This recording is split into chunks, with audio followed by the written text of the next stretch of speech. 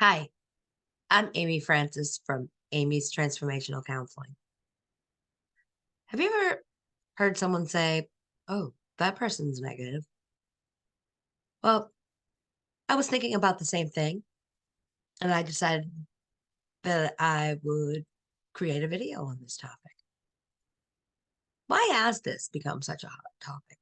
Well, if you pay attention throughout your day, in everyday conversation, you may hear, "Wow, that person is so negative," or "I'm never going to go into that place again.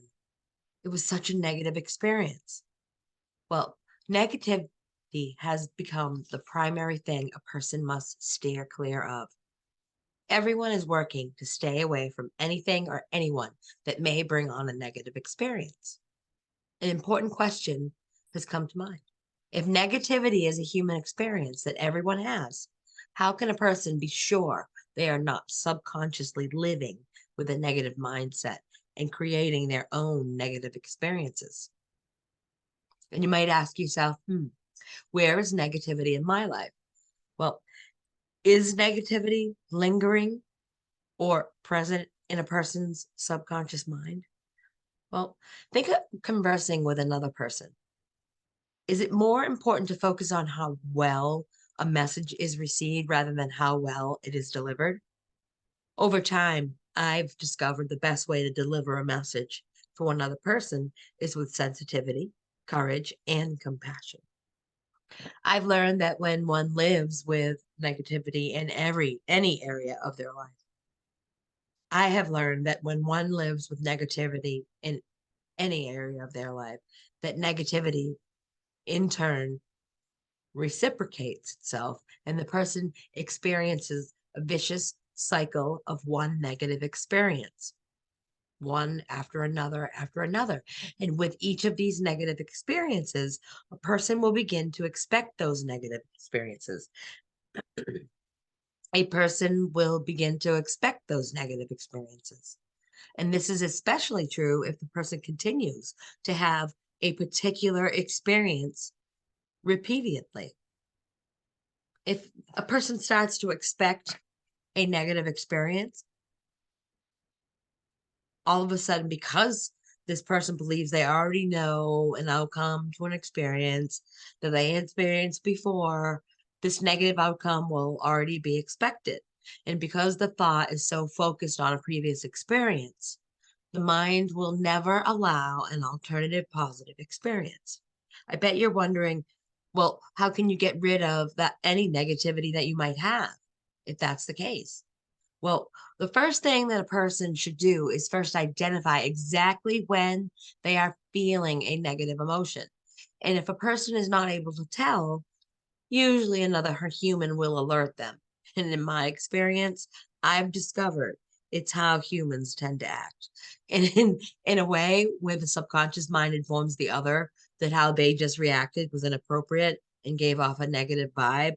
Well, people truly believe it is their job to tell another person when they're wrong in how they are expressing themselves. And if a person does come to terms with their own negativity, a good way to express it, or I should say, a good way to get it out, is not to unload on another human being or person, but rather through a way where that negativity that they're feeling can be turned into creativity. And one thing that I know for sure is that if negativity is kept within the body, it's inadvertently going to harm the body and it's going to prevent them from growing. And one really good thing to do, first and foremost, I firmly believe this, is get out of your mind, breathe. And another way you can escape negativity is to get out of your mind and get into your senses. Return to how you feel rather than how you think. Get yourself into nature. Find a local trail where you can actually spend quiet moments taking in all the senses of the walk. The trail doesn't need to be difficult, especially if it's your first time. The ocean is also good too, but for this particular moment in time, trust me, getting deep into nature is so refreshing to the soul. In fact, I've heard it made I've heard it be called forest bathing before. So walking in through nature is a form of bathing the spiritual soul. Wait, what? Are you telling me you won't go on a trail walk because you're afraid of bugs? I'm confident you've experienced something called bug spray. Well, it can be store-bought or homemade. Personally, I just dress appropriately from head to toe. I wear a baseball hat. Um, well, let me just tell you, for beginners, this is what I do. Even though I'm no longer a beginner, I still do this today and it works for me. You wear a hat. I particularly enjoy a baseball hat because I like the rim. Um, Shoes with good traction. That's really important. Not flip-flops, not sandals. Um, Socks, absolutely socks, pants, a windbreaker type of a coat. And with all of that, I think you should be more than enough protected. And one also another thing you should also be aware of and really be smart about the timing that you choose to go, the timing of the day when you want to go, because just before and beginning of dusk is not a good time. Unless you're doused in bug spray, then I suggest go right on in. Thanks for listening today, and I will be posting part 2 soon. Take care.